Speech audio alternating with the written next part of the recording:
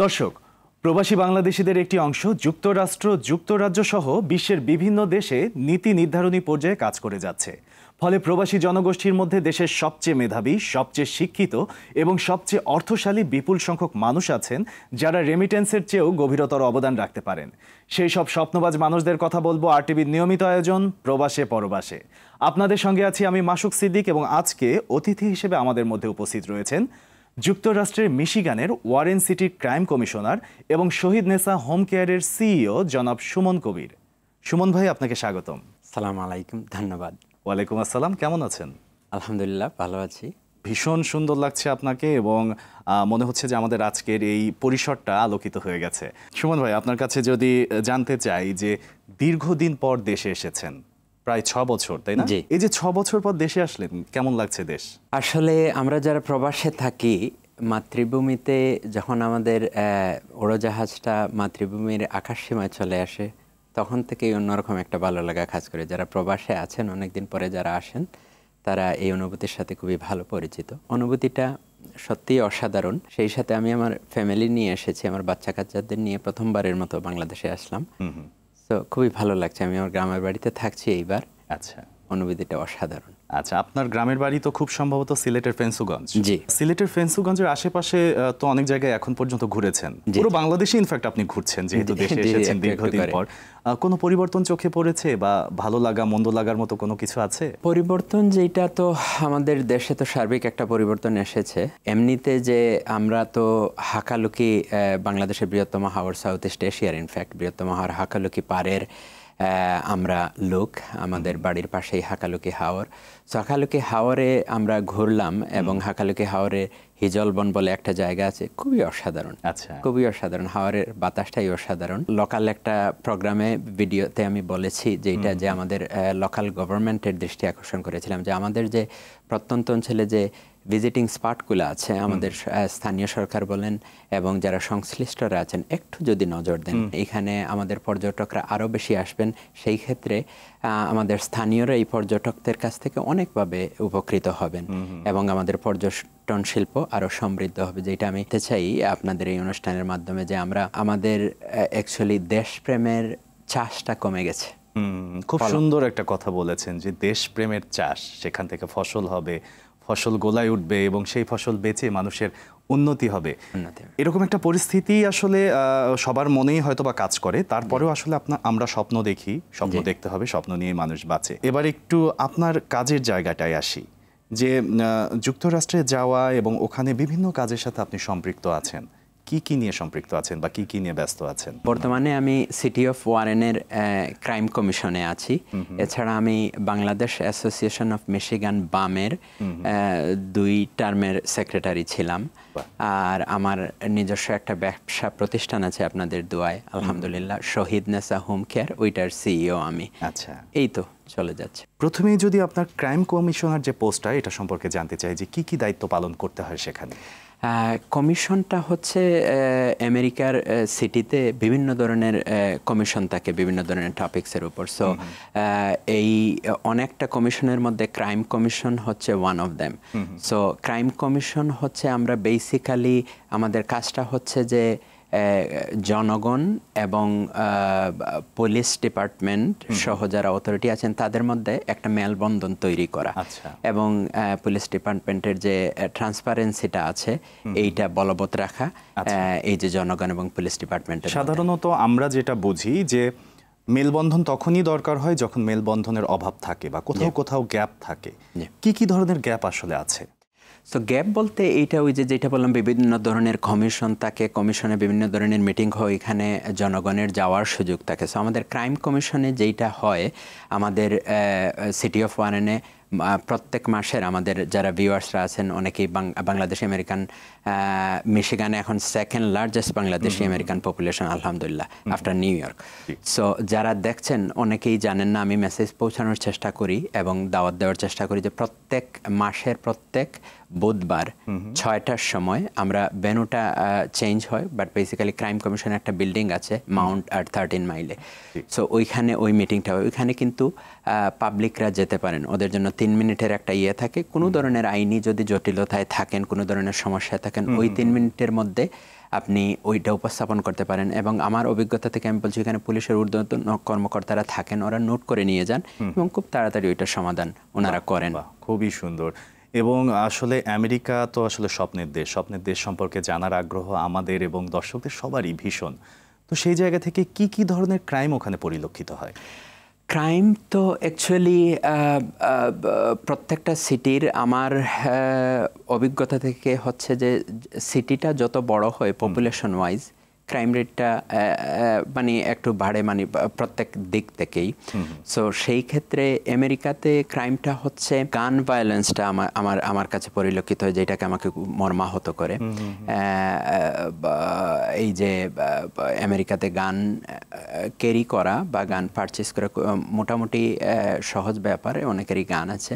সেই ক্ষেত্রে যারা সুস্থ যারা আছেন তাদের ক্ষেত্রে তো ওনারা ওইভাবেই আইন মেনেই ওইটা ক্যারি করছেন বা ওইটা বহন করছেন এবং ব্যবহার করছেন বা করছেন না বেশিরভাগ ক্ষেত্রেই। কিন্তু যখন দেখা যায় যে মানসিক ভারসাম্য থাকে না, আপনি সুস্থ আছি, আমি সুস্থ আছি, আলহামদুলিল্লাহ, কোনো একটা সময় আমাদের হয়তো শারীরিক সুস্থ বলেন, মানসিক অসুস্থতা আসতে পারে, তখন ওইটা কিন্তু একটা বিপজ্জনক পর্যায়ে চলে যায়।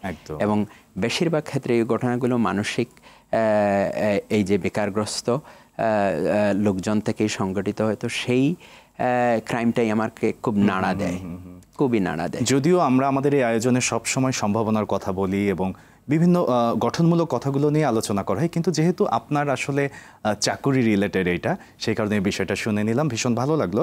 এবং একই সাথে আপনার যে বোধটা, যে এই গান ভায়োলেন্স নিয়ে আপনার যে একটা ভেতরে খারাপ লাগা, এটাও আসলে খুবই সুন্দর একটি বিষয়, মানবিক বিষয়।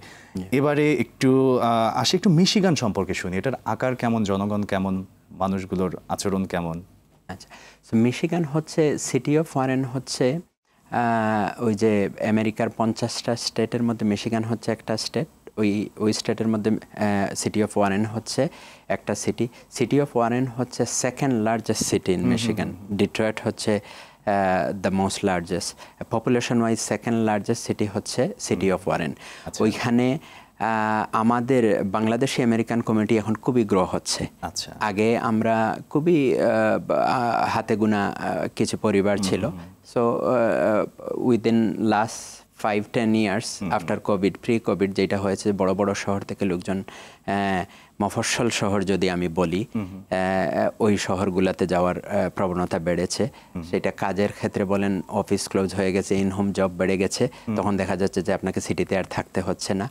আপনি মফস্বল শহরে বড় একটি ম্যানশন কিনতে পারছেন, যেই দামে আপনি একটা অ্যাপার্টমেন্ট অ্যাফোর্ড করতে পারবেন। সেই সেন্স থেকে আমেরিকান এবং বাংলাদেশি আমেরিকান কমিউনিটির বিভিন্ন লোক, প্লাস হচ্ছে বাংলাদেশি আমেরিকান কমিউনিটি, আমরা তো আমাদের সবার সাথে থাকতে চাই। তো দেখা যাচ্ছে মিশিগানে আমি আসছি, আমার আত্মীয় স্বজন, আমার বন্ধু বান্ধব আসছেন, আমার পাশে থাকবেন, এইভাবে কমিউনিটিটা বেড়ে যাচ্ছে। প্রবাস জীবনের শুরু থেকেই কি মিশিগানে আছেন? জি, আমি প্রবাস জীবনের শুরু থেকে মিশিগানে আছি। কত বছর?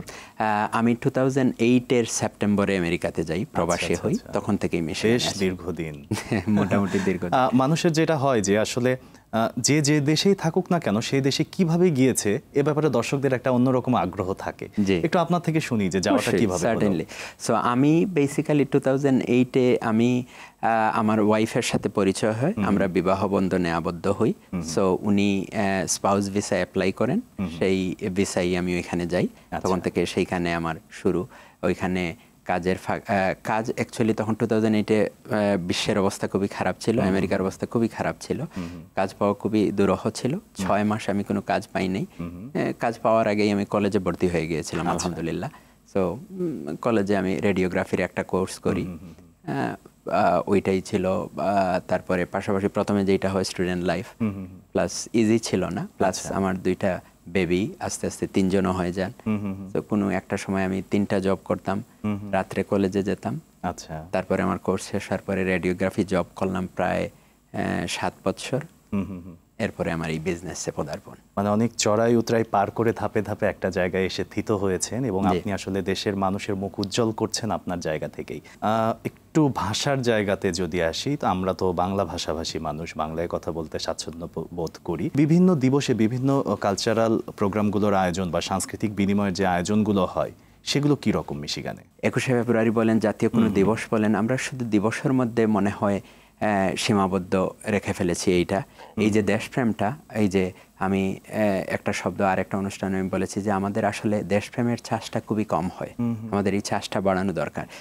আপনি এই যে প্রশাসনিক ক্ষেত্রে বলেন, আমি আপনাকে যদি এক্সাম্পল একটা বলি, এই জিনিসটা আমরা রাস্তাঘাট যদি দেখি, রাস্তাঘাটের অবস্থা যদি দেখি, একটা কালভার্টের অবস্থা যদি দেখি, ওই কালভার্ট যিনি নির্মাণ করেছেন ওনার বাসার অবস্থা যদি দেখি, খুবই টেকসই, খুবই টেকসই। ওই বাসার মতো যদি কালভার্টটা হতো, ওইটা হচ্ছে দেশপ্রেম। আমি যা তৈরি করব, আমি যেই ঘরে থাকবো এই ঘরের মতো শক্ত হতে হবে।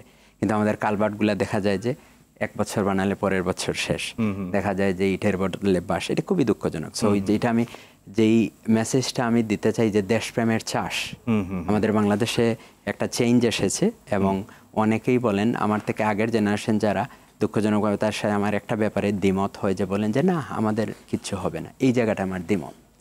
আমাদের এই মন মানসিকতা থেকে বেরিয়ে আসতে কেন হবে না? আমরা কি প্রবাসে পারছি না? আমাদের বাঙালি আমাদের সন্তানদের সাথে অনেক ক্ষেত্রে আমেরিকান সন্তানরা লেখাপড়ায় বলেন, কাজে কর্মে বলেন, পেরে উঠতেছে না।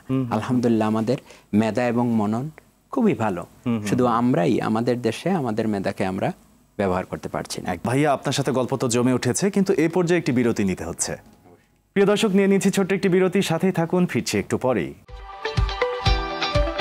ফিরে এলাম বিরতির পর। ধন্যবাদ আমাদের সাথে থাকার জন্য। কোনো কথা না বাড়িয়ে আমরা চলে যাচ্ছি আমাদের আজকের অতিথি সুমন কবির ভাইয়ের কাছে।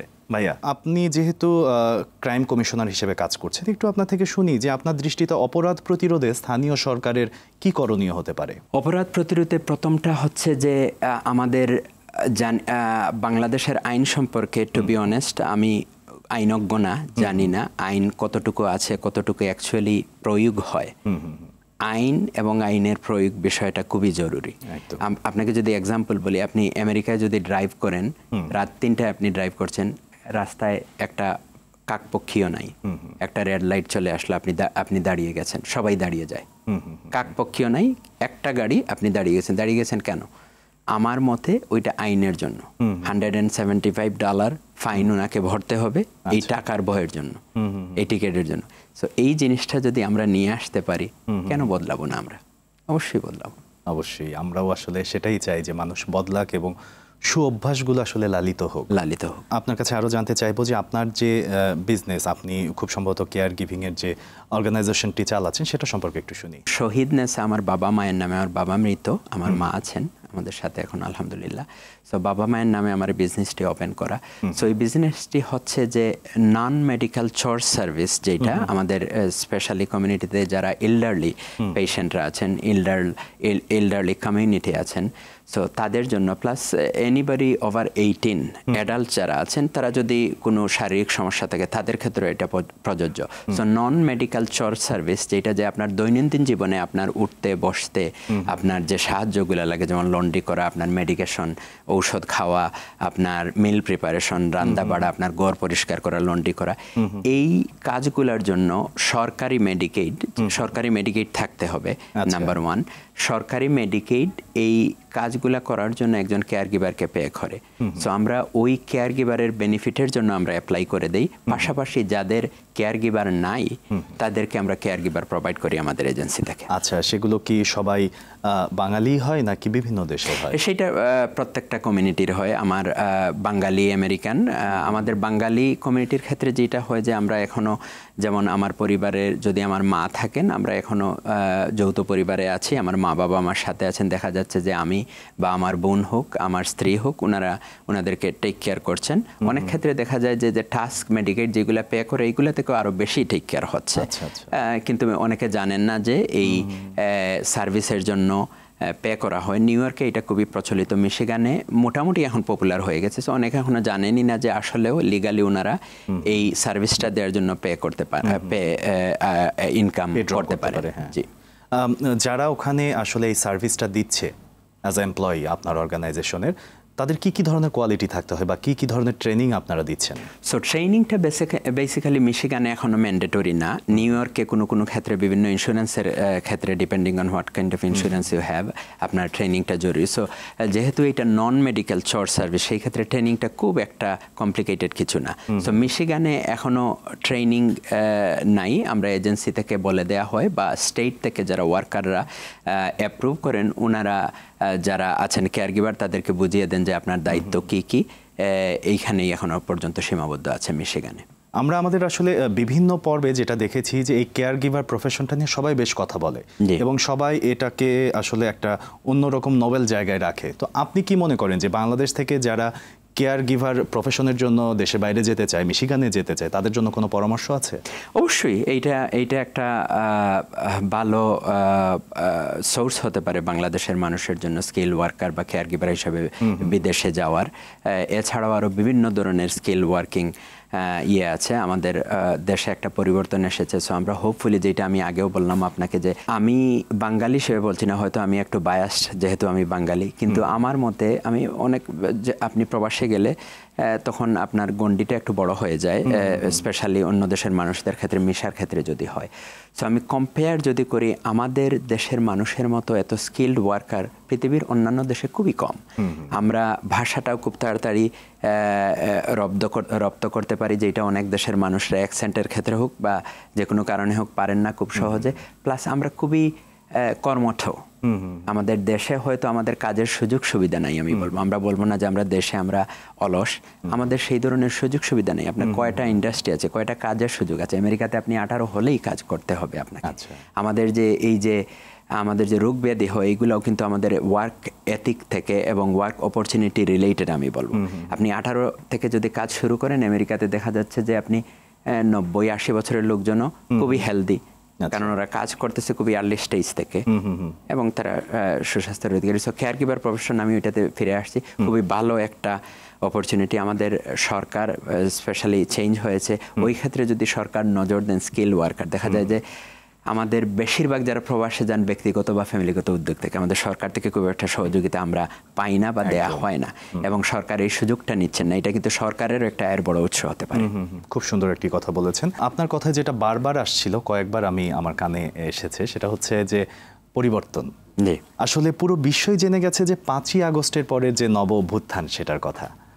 আপনার জায়গা থেকে এই নব অভ্যুত্থানকে আপনি কিভাবে দেখছেন? পরিবর্তনটা আমি বলবো ভালো। সংস্কার শব্দটা খারাপ না।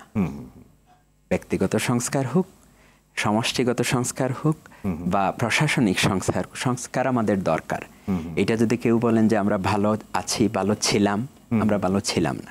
আমাদের থেকে আমাদের পার্শ্ববর্তী দেশগুলো অনেক ভালো আছে, যারা আমাদের পরেও স্বাধীন হয়েছেন, আমাদের সমান আয়তনের দেশ, তাদের রিসোর্সও আমাদের থেকে অনেক কম, অনেক উন্নত হয়েছেন। আমরা যদি কম্প্যারিজনে যাই, তো সেই ক্ষেত্রে আমরা কেন পারলাম না? আচ্ছা, পরিবর্তন দরকার, পরিবর্তনের সময় এসেছে। পরিবর্তন হোক, ভালো পরিবর্তন হোক, দেশপ্রেমের ছাস হোক। আমাদের মধ্যে দেশপ্রেম নাই, নইলে আমরা এত পিছিয়ে থাকতাম না। অবশ্যই অবশ্যই সেটা হবে, এবং আমরা সে স্বপ্ন দেখছি প্রতিনিয়ত। ওই যে আপনি যেটা বলছিলেন যে সংস্কার প্রতিনিয়ত হোক, কিন্তু আমরা স্বপ্ন দেখছি প্রতিনিয়ত, এবং স্বপ্ন দেখতে দেখতে একটা সময় নিশ্চয়ই এটা বাস্তবে আমাদের সামনে এসে ধরা দেবে, নিশ্চয়ই, আমাদের বিশ্বাস। যদি সংস্কার কর্মসূচি নিয়ে আরেকটু থাকতে চাই, সরকার বর্তমান সময়ে বিভিন্ন কর্মসূচি হাতে নিয়েছে, এই কর্মসূচিগুলো আপনি কিভাবে দেখছেন? অবশ্যই পজিটিভলি দেখছি। সো একটা জিনিস আমাকে খুবই পীড়া দেয়, পরিবর্তন এসেছে, নতুন একটা সরকার, দেশ একটা বড় পরিবর্তন দিয়ে যাচ্ছে। সো আমি অনেকের কাছে শুনি যে আমরা কি করলাম। একটা স্বাধীনতার পর থেকে যদি এখন পর্যন্ত গুনি, জানি না কত বছর, 50 এর বেশি সময়, এই দেশটাকে কি আপনি 5 মাসে চেঞ্জ করে দিতে পারবেন? খুবই সুন্দর একটা কথা। আমাদের ধৈর্য ধরা উচিত, এবং শুধু আমরা না, আমার মনে হয় আমাদের ইয়াং জেনারেশন যে ধৈর্য আছে, আমাদের থেকে যারা ইল্ডারলি, প্রায়শই যারা বলেন যে 5 মাসে কি করলেন, কি হইল, কি নাই, কি হইল। 5 মাসে আপনি কি একটা ছেলের জন্ম হইলেই ওকে আপনাকে বাবা ডাকবে? অবশ্যই না। সময় দেন, ট্রেন করেন, ফসল পাবেন, ধৈর্য ধরেন। বাংলাদেশে এই তো আপনি আসলেন 6 বছর পর। বাংলাদেশে আপনি মোটামুটি শীত সময়ই এলেন, যদিও শীতটা এখন অনেকখানি কমে গেছে। এই যে শীত সময় বাংলাদেশে এসে বাংলাদেশের বিভিন্ন উৎসব, বিভিন্ন যে আয়োজনগুলো, সেগুলোতে আপনি অংশগ্রহণও করছেন। পরিবার সহ আপনি এসেছেন দীর্ঘদিন পর বললেন, এবং আপনার পরিবার আপনার সন্তানরা এবারই প্রথম এসেছে। জি, এবারই প্রথম এসেছে। ওরা বাংলাদেশে এসে, এই প্রজন্ম বাংলাদেশে এসে ওদের বোধটা কি? আপনাকে যদি এক কথায় বলি, ওরা ফিরে যেতে চাইছে না। আচ্ছা, ওরা খুবই মিশে গেছে। আমার তো ওদের কাজিনরাও আছে, আমার এক্সটেন্ডেড ফ্যামিলি এখানে অনেক আছেন, আমার বোনরা আছেন, আমার বাইরা আছেন। সো ওনাদের সন্তানদের সাথে ওরা খুব ভালোভাবে মিশে গেছে। সো ফানিলি এনাফ বাংলাদেশে আসার পরেই কিন্তু আমি অসুস্থ হয়ে যাই, কিন্তু ওরা জীবনের প্রথম বাংলাদেশে এসেছে, আলহামদুলিল্লাহ এখন পর্যন্ত ওরা সুস্থ আছে। বাহ বাহ, এবং খুবই এনজয় করতেছে, ওদের খুবই ভালো লাগছে। আচ্ছা, একটু বাবা মার প্রতি ভালোবাসার জায়গাটায় আসি, যে বাবা মাকে মনে করে আপনি একটি অর্গানাইজেশন চালাচ্ছেন এবং তাদের নাম দিয়ে, এটা আসলে বাবা মার প্রতি এক প্রকার শ্রদ্ধা, তাদের স্মৃতিকে অম্লান করে রাখার একটি বিষয়। এই বোধটা, বাবা মার প্রতি এত ভালোবাসা, এটা একটু বাবা মার গল্প শুনি। অবশ্যই বাবা মার প্রতি তো ভালোবাসা থাকতেই হবে। যদি সামাজিকভাবে বলেন, ধর্মীয়ভাবে বলেন, বাবা মা তো আপনার প্রায়োরিটির উপরেই থাকতে হবে। যেই বাবা মা আপনাকে জন্ম দিলেন, আপনাকে লালন করলেন, আপনাকে আপনার জীবন দানের ক্ষেত্রে যাদের বড় একটা ভূমিকা, তাদের তো প্রায়োরিটি আপনার লাইফে প্রথমেই থাকতে হবে। আমার বাবা মারা গেছেন, উনি খুবই ভালো একজন মানুষ ছিলেন, খুবই ধার্মিক মানুষ ছিলেন।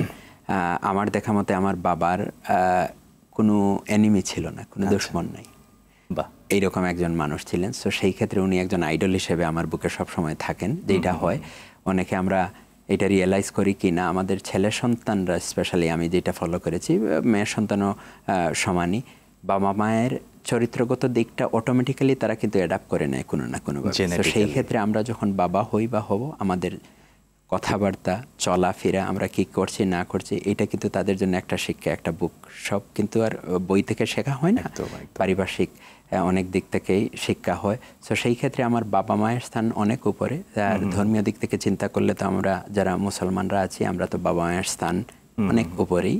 এবং আমি বিশ্বাস করি মনে প্রাণে যে আমি এখন যেই অবস্থানে আছি, আমার মা জীবিত আছেন, আমার বাবাকে আমি ক্লাস 9-এ থাকতে হারিয়েছি, আমার মায়ের দোয়ায় আমি এই অবস্থানে আছি। 2008 সাল থেকে মিশিগানে আপনার ক্যারিয়ার শুরু। প্রথমে পড়াশোনা, তারপর ধীরে ধীরে আপনি নিজেকে এমন একটি জায়গায় নিয়ে দাঁড় করিয়েছেন যে জায়গা থেকে আপনি একদম নিজ আলোয় উজ্জ্বল। এই জায়গা থেকে আপনাকে জিজ্ঞেস করব যে আজকে থেকে আরো 10 বছর পর নিজেকে কোথায় দেখতে চান? আজকে থেকে আরো 10 বছর, সো আমি নিজ এলাকায় ছিলাম, যেমনটি আমি বলেছিলাম। সো আমার অ্যাকচুয়ালি শুরু থেকেই আমি সবসময় চেষ্টা করতাম যে আমার যদি খেয়ে পরে 2টা টাকা পকেটে থাকে, 2 টাকা দিয়ে আমি কারো উপকার করা যায় কিনা, এই টেন্ডেন্সিটা আমার সবসময় ছিল। সো সেই জায়গা থেকে আমি এলাকায় আসার পরে তখন দেখা গেলো যে কাউকে আমি হয়তো কারো চোখের অপারেশন, কেউ স্কুলে যেতে পারছে না, টুকটাক দিয়েছি। তো এলাকায় আসার পরে দেখা গেলো যে আমি আবেগে আপ্লুত, এত ভালোবাসা আমি পেয়েছি। প্রত্যেকটা মানুষ প্রত্যেকটা দিনের কথা মনে রেখেছে। আমরা তো প্রবাসী থেকে আমি ভুলেই গিয়েছি। প্রত্যেকটা মানুষ, প্রত্যেকটা ঘটনা, প্রত্যেক লোক যাদেরকে আমি সাহায্য করেছি, যে এসে আমার সামনে হাজির, উনি আমার মেয়ে, উনি যতটুকু পারি আমি করি। সো সেই চিন্তাভাবনা থেকে আমরা আমাদের ফ্যামিলিগতভাবে আমার বাবা আমার নামে একটা চ্যারিটেবল অর্গানাইজেশন দাঁড় করিয়েছি। সো ওইখান থেকে আমার দেশের জন্য, স্পেশালি আমার জন্মভূমির জন্য আমাদের অনেক কিছু করার চিন্তা ভাবনা আছে। শিক্ষা ক্ষেত্রে হোক, চিকিৎসা ক্ষেত্রে হোক, পুনর্বাসন ক্ষেত্রে, এই 3টা জিনিসকে আমরা বেশি প্রাধান্য দিচ্ছি। আমরা কিছু কাজ করব ইনশাআল্লাহ, আল্লাহ তৌফিক দিলে। আমরা চলে এসেছি আমাদের আজকের আয়োজনের একদমই শেষ পর্যায়ে। যদি আমাদের আজকের প্রবাসে পরবাসে দর্শকদেরকে আপনার কিছু বলার থাকে বলতে পারেন। সম্মানিত দর্শকবৃন্দ, আমি সর্বপ্রথমে RTVকে আমার অন্তরের অন্তঃস্থল থেকে ধন্যবাদ দিতে চাই, আমার মতো একজন ক্ষুদ্র মানুষকে এনে এই সম্মানটুকু দেওয়ার জন্য। আর আমার যারা দর্শকরা আছেন, যারা অনুষ্ঠানটি দেখবেন, তাদেরকে অসংখ্য ধন্যবাদ। এবং আমার দেশমাতৃকার সবার জন্য আমি বলবো, আমরা দেশপ্রেমের চাষ করি। দেশপ্রেমের যদি চাষ করি, আমরা প্রত্যেক জায়গায় উন্নতি করতে পারবো। অনেক ধন্যবাদ সুমন কবির ভাই, ভালো থাকবেন। আপনি ভালো থাকবেন। আসসালামু আলাইকুম। দর্শক, আজ আমরা কথা বলছিলাম যুক্তরাষ্ট্রের মিশিগানের সফল ব্যবসায়ী উদ্যোক্তা সুমন কবিরের সাথে, যিনি স্বপ্ন দেখেন এক উজ্জ্বল বাংলাদেশের। প্রবাসে পরবাসে অনুষ্ঠান আজকের মতো এ পর্যন্তই। আসছে সপ্তাহে আবারও হাজির হব নতুন কোনো অতিথির সঙ্গে। সেই প্রত্যাশায় আজকের মতো শেষ করছি আজকের অনুষ্ঠান। এতক্ষণ আমাদের সাথে থাকার জন্য সবাইকে ধন্যবাদ।